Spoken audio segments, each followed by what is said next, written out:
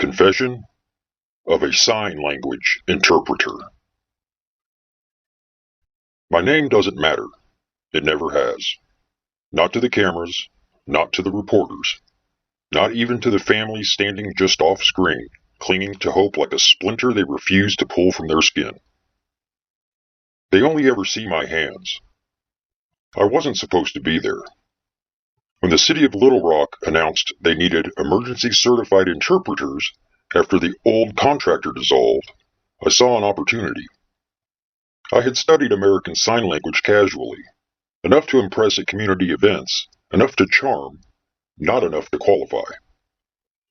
But qualification is paper. Competence is currency. I lied about hours, forged mentorship references, watched archived briefings from Arkansas State Police, and mimicked the cadence of certified interpreters. I practiced solemnity in the mirror. I learned the difference between sorrow and gravity in facial grammar. Most people don't realize American Sign Language isn't just hands. It's eyebrows, breath, the tilt of a head. The board was understaffed. Background checks were rushed. They saw a clean record, volunteer work, and a church recommendation. They never tested me live. And so I stood beside podiums beneath the harsh lights, translating homicide briefings about the man the press had named the River Butcher.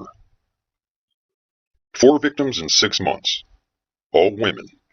All found near tributaries feeding into the Arkansas River. The police believe the killer watched the coverage. They were right.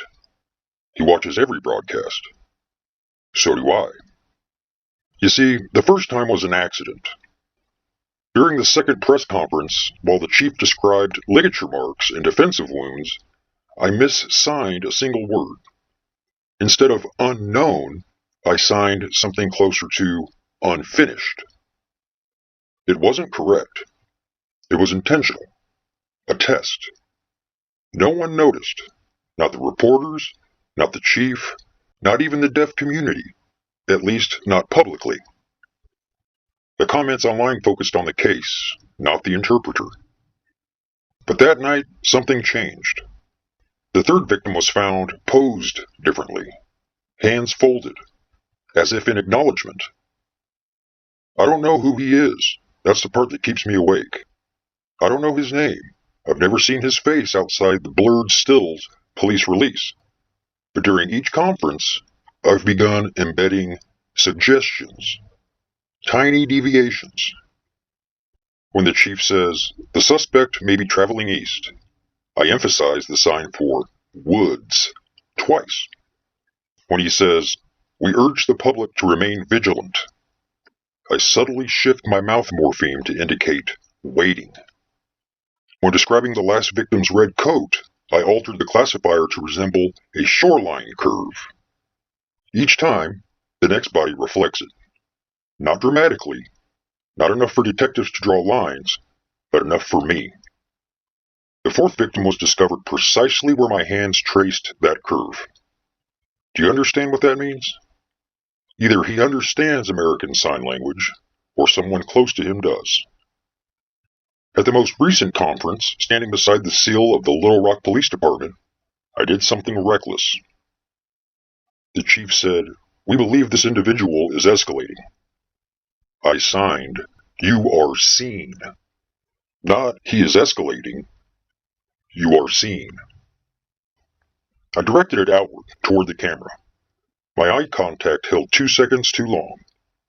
My brows lowered in a challenge. If you replay the footage, you'll notice something else. During the phrase, we will find you, I inserted a subtle numeric inflection. 3. 3 days. It wasn't part of the speech, it was mine. If another victim appears within 3 days and near moving water again, especially south of the city near the old rail bridge, then you'll know he received it. And if nothing happens, then perhaps I've been confessing to something else entirely. Because here's the truth I have not told anyone. I did not fake my way into this job by accident. I applied the week before the first body was discovered. I studied those archived briefings because I knew what podium I would stand beside. And the sign I've embedded the most, the one so subtle no hearing person would ever catch it, isn't unfinished. It's continue. Watch my hands at the next press conference. If I press my thumb twice into my palm before signing community, you'll know there will be another. And if I don't appear at all, then perhaps they finally realized the interpreter was never translating for the police. He was translating for the killer.